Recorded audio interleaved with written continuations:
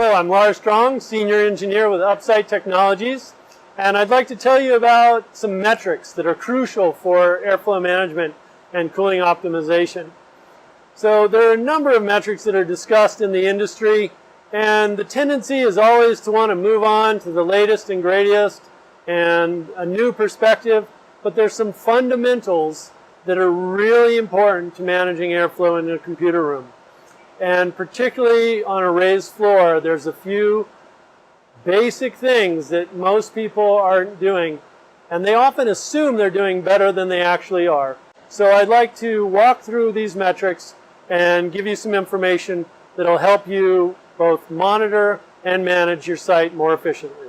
So the most important metric in airflow management, of course, is IT intake air temperatures. And there are a number of different ways to look at this. How many temperatures are outside of the range, inside of the range.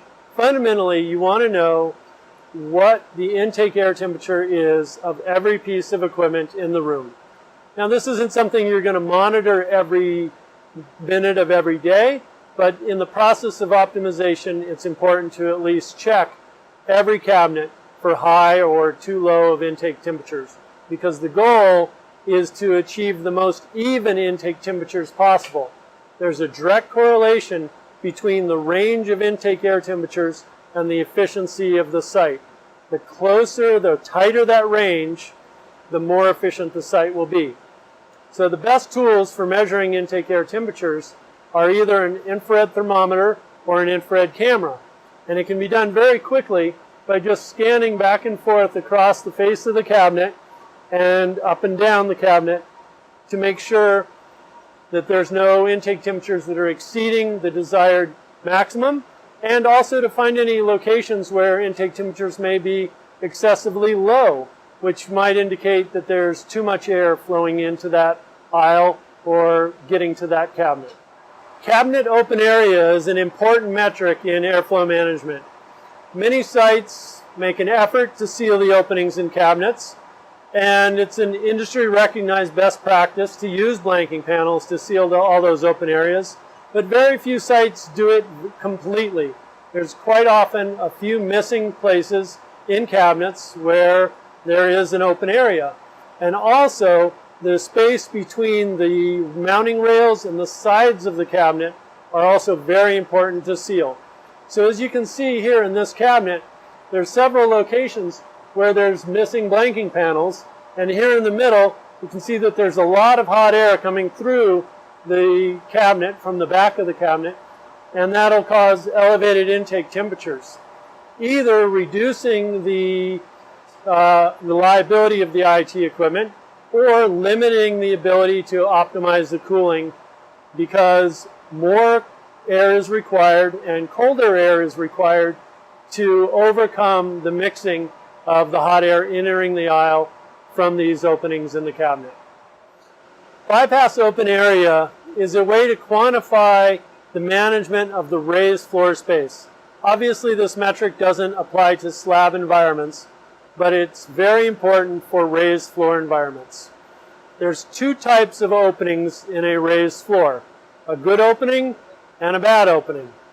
The only way to have a good opening is to have a supply tile in front of IT equipment such that the air coming out of that tile is sucked up by IT equipment, or has the potential to be sucked up by IT equipment that requires cooling. There are two types of bad open area: any unsealed cable opening or other opening that doesn't contribute to the cooling of IT equipment, or misplaced perforated tiles. So a supply tile that is located near the door in a hot aisle or a corridor is releasing conditioned air that becomes bypass airflow. So to calculate this metric, it's very simple. All that's required is a tape measure, a flashlight, and a clipboard, and go around and measure every single hole in the raised floor, making sure to pay attention to the openings under power distribution equipment, such as PDUs or switchgear. And of course, every cable opening under every cabinet. Measure the width and the depth, and then quantify the total open area of cable openings, and then quantify the number of supply tiles in a good location and the number of supply tiles in a bad location. A 25% open area supply tile will have 1 square foot of open area. So if there are 10 supply tiles in the room in a cold aisle, then you have 10 square feet of good open area from supply tiles. And if there's 2 supply tiles in a hot aisle or a corridor, then you have 2 square feet of bad open area from supply tiles. And then you can just quantify the total amount of bad open area and good open area, divide the amount of bad open area by the total amount of open area, and you have the percent bypass open area of that raised floor. Another important metric for raised floor environments is supply tile placement, and making sure that every supply tile is intentionally placed, whether it's a perforated tile such as this or a high open area grill. Every single supply tile should be intentionally placed. The last 45 sites that I went to, only 6 sites had every perforated tile in an appropriate location. Of all the other sites, the other 39 sites, at least 1 tile was in an open area or a hot aisle where it was contributing to bypass airflow. So this metric is very simple to calculate. Walk through the computer room and count the total number of supply tiles that are appropriately placed in a cold aisle and the total number of supply tiles that are located anywhere else. And then, of course, to rectify this, replace any supply tile that is not in a cold aisle, directly contributing to the cooling of IT equipment, with a solid tile so that they are all properly placed. So while the metrics I've talked about so far are important for just simply managing the physical aspects of the room, this next metric, the 4 delta T's, is very valuable for identifying opportunities to make adjustments to the settings and the controls in the computer room to optimize cooling. The first delta T is the change in temperature through the IT equipment. That's simple to calculate. Measure the inlet temperature going into IT equipment and measure the exhaust temperature coming out of the back of the equipment. The difference is the delta T through the IT equipment. The next location that air temperature changes is one that is not very common, not paid attention to nearly as often as it should. And that's the change in temperature from the exhaust of the IT equipment back to the cooling unit. So to calculate this delta T, it's very simple to measure the exhaust temperature of the IT equipment. And you generally want to get an average of the exhaust temperatures because they can vary. And then compare that to the return air temperature to the cooling units. And this delta T should not exist in a perfect world. There should be no change in temperature from the time the air leaves the IT equipment before it returns to the cooling unit. However, there is often a very large temperature difference. And while you might have 100-degree air leaving a server, that air temperature could be all the way down to 65 or 70 degrees when it returns into the cooling unit. So this delta T reveals the opportunity to reduce bypass airflow in the room because the return air temperature is dropping because cold air is mixing in with that exhaust air. The third delta T is the temperature change across the cooling units. And that's how much temperature is, how much the cooling units are dropping the temperature as the air flows through them. That's easy to calculate. It's the return air temperature to the cooling units compared to the supply air temperature from the cooling units. And for DX units, this will typically be about 18 to 20 degrees. For chilled water units, it can vary greatly. And there's not a lot we can do to change this, but it's important to notice and compare to the other delta T's. The final delta T, the fourth delta T in the computer room circle of air through the room, is the change in temperature from the supply of the cooling units to the inlets of IT equipment. There's generally no change in temperature from, or very little change, from the time the air leaves the cooling unit to when it gets to the supply tile. So it's easiest to measure the temperature difference as the air comes out of the supply tile to the warmest intake to IT equipment in the rack. And as I mentioned before, there's a direct correlation to the variation in intake temperatures to efficiency. There should be, ideally, no difference in the intake temperature of IT equipment at the top of the rack, the middle, and the bottom. They should be uniform. However, it's very common to find intake temperatures that vary greatly. If the supply temperature coming out of the tile is 70 degrees and the highest intake temperature to equipment is 80 degrees, that's a 10-degree delta in the supply temperature to the warmest intake. The goal is to get this delta T to 5 degrees or less. A number of years ago, IT equipment utilization came to the forefront of awareness in data centers. And this sparked the concept of virtualization and the move to virtualized servers, because it was recognized that the utilization of IT equipment was generally very low, often in the single digits. I developed a metric for identifying the utilization of the cooling capacity installed in computer rooms. And this metric is called cooling capacity factor. And it is an estimate of the utilization of the installed cooling capacity. Not how much cooling is being done in the room, but a comparison of the heat load to the total installed cooling capacity. It's simple to calculate.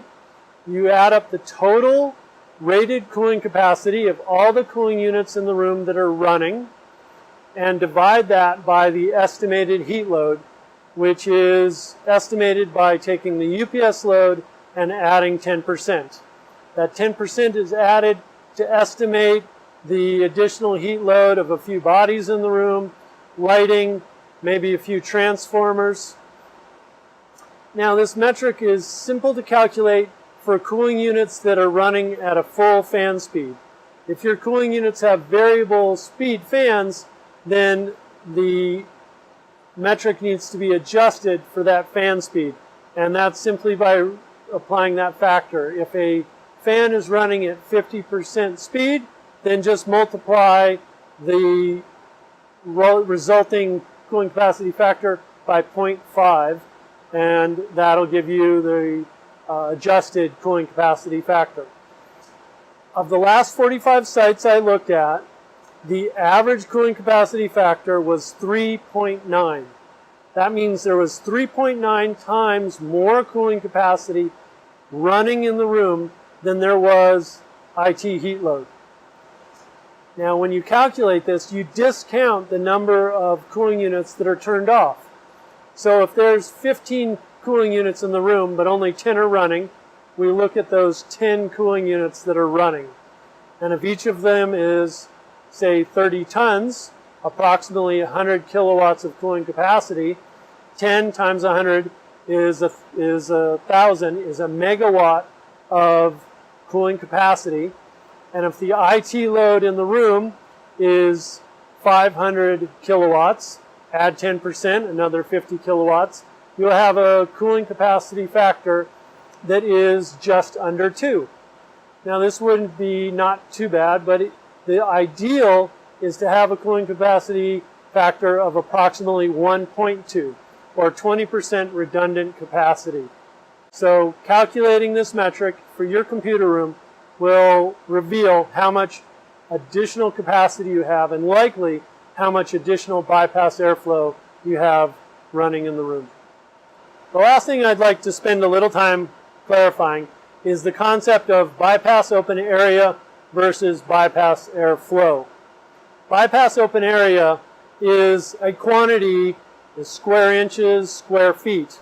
It's the quantity of open area where the conditioned air coming out of the raised floor does not contribute to cooling. Bypass airflow is the volumetric flow rate of air that is not passing through IT equipment. They're closely related, but not completely linked. We went through the concept of calculating bypass open area by measuring the holes that are in a bad location and measuring the holes that are in a good location. The way to calculate bypass airflow is to determine the total demand flow rate of air passing through IT equipment and subtract that from the total volumetric flow rate of air moving through the cooling units, and what's left over is bypass airflow. Calculating the amount of air moving through the IT equipment requires understanding the delta T through the IT equipment and the heat load of that IT equipment.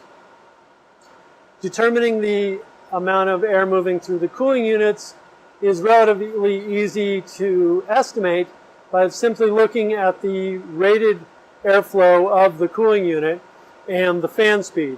If they're full fan speed cooling units or fixed fan speed and they're running at 100% fan speed, then the air moving through the cooling units will be very close to the rated flow rate for that cooling unit. If the cooling units have variable speed fans, then the airflow volume will need to be calculated to determine what the total is. But comparing the total moving through the cooling units to the total moving through the IT equipment is the way to calculate the actual bypass airflow, not the bypass air open area. And it's a very important metric to really quantify how efficiently the site is delivering cooling to the IT equipment.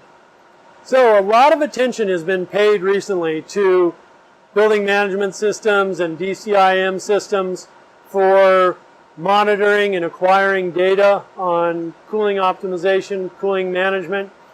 I think it's fundamentally important to understand the process and these metrics that I've shared with you today.